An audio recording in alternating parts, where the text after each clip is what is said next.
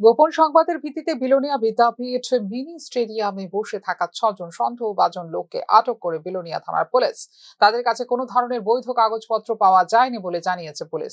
বুধবার গভীর রাতে গোপন সংবাদের ভিত্তিতে বিলোনিয়া বিদ্যাপীঠ মিনি স্টেডিয়ামে বসে থাকা 6 জন অপরিচিত সন্দেহভাজন লোককে আটক করে বিলোনিয়া থানার পুলিশ। এদের মধ্যে 2 জন মহিলা, 4 জন পুরুষ। 7 জন থাকলেও পালিয়ে যেতে সক্ষম হয় একজন। এই 6 জনের মধ্যে 6 জনই হিন্দু সনাতনী। এদের মধ্যে 2 জন মহিলা এবং 2 জন পুরুষ। 4 জন পশ্চিমবঙ্গের বাসিন্দা, বাকি 2 জন বাংলাদেশি নাগরিক।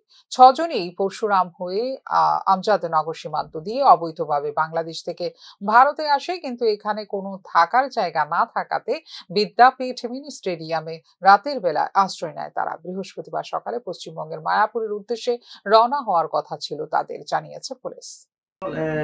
মানে মধ্যরাতে বিলোনিয়া থানাতে গোপন সংবাদের ভিত্তিতে আমরা বিলোনিয়া থানার পুলিশ বিদ্যাপীঠ স্কুল গ্যালারিতে এখান থেকে মানে সার্চ করে সেখানে সন্দেহভাজন 6 জন ব্যক্তিকে পাই। 6 জনের মধ্যে 2 জন ওমেন আর 4 জন মেন। তো আমরা এগুলো তাদের জিজ্ঞাসাবাদ করে কোত্থেকে এসে জিজ্ঞাসাবাদ করাতে তারা বলেছে গতকাল রাতেই সন্ধ্যা রাতে বাংলাদেশ থেকে তারা মানে ইন্ডিয়ান বর্ডার পাস করে তারা এক অবৈধভাবে ইন্ডিয়াতে ঢুকেছে, তারা পশ্চিমবঙ্গে যাওয়ার উদ্দেশ্যে। তাদের মধ্যে যারা 4 জন হচ্ছে পশ্চিমবঙ্গ বাসিন্দা এবং 2 জন হচ্ছে বাংলাদেশি ন্যাশনাল।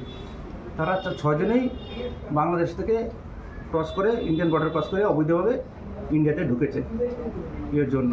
তো আমরা এখন এই ব্যক্তিতে একটা স্পেসিফিক কেস নিয়েছি। কেস নিয়ে আমরা তদন্ত করছি যে তাদের পেছনে কারা কারা যুক্ত আছে, তাদের সহায়তা করেছে, এগুলো আমরা বের করার জন্য। বাংলাদেশি 2 জনের নাম কি? নামগুলি তো কোনো